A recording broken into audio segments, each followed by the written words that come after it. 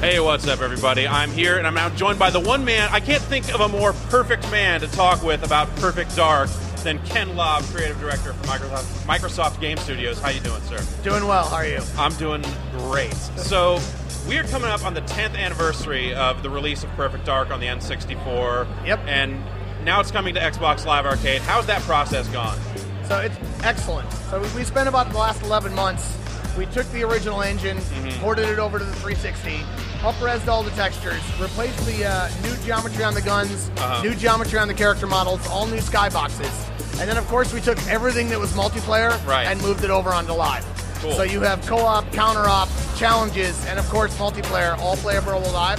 Multiplayer, you can play 8 players on live. Now, do I have to plug an expansion pack into the Xbox 360 I couldn't find the port, so we had to make it run without the expansion. All right, you can always come out with that later, and then we can, double the player count again or something like that.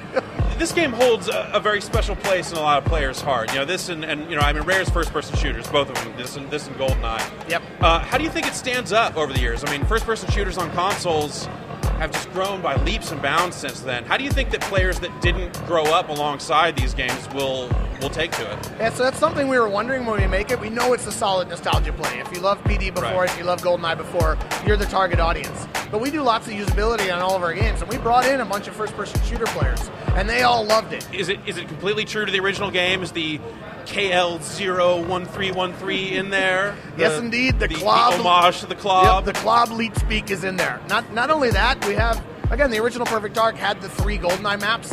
Right. Felicity, which is a facility, Temple and Complex, they're in here. But the other thing the original Perfect Dark had was it had all the GoldenEye guns, but they were in Carrington Institute behind glass.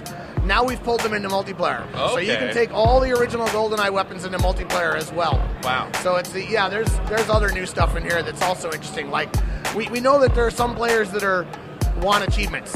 And so we didn't want to lock achievements behind some of the crazy bars that people would jump over when they played the original. Right. But we wanted to satisfy those people. So we came up with an award system where there's ridiculous, crazy, hard thing to do in every level that'll unlock some special goodies for those fans out there that are able to, do the crazy speed runs on Perfect Agent. Right. Have fun. Can I get you to play a little bit of it? And maybe Absolutely. we can talk through some of it. How have the controls changed at all? I mean, do you have different button mappings, something like that in there? Do you change the rotation or any of that stuff? So we wanted it to feel exactly like PD. If there was something we did wrong with PDZ, we tried to make kind of a hybrid between what would feel like Perfect Dark and what would feel like something like Halo. This time we're no, we're making Perfect Dark. We want it to feel exactly like Perfect Dark. On the other hand, we know that from a button mapping perspective, lots of people play Halo. So we have a control set called Spartan. Okay. Lots of people play another first-person shooter that I love very much. So we have a control set called Duty Calls. Okay. Now, all those do is just remap the buttons, so your reload is where you expect it to be. Right. Your duck is where you expect it to be. Okay. It still aims like Perfect Dark. Again, we wanted it to feel this kind of bam, auto-aim.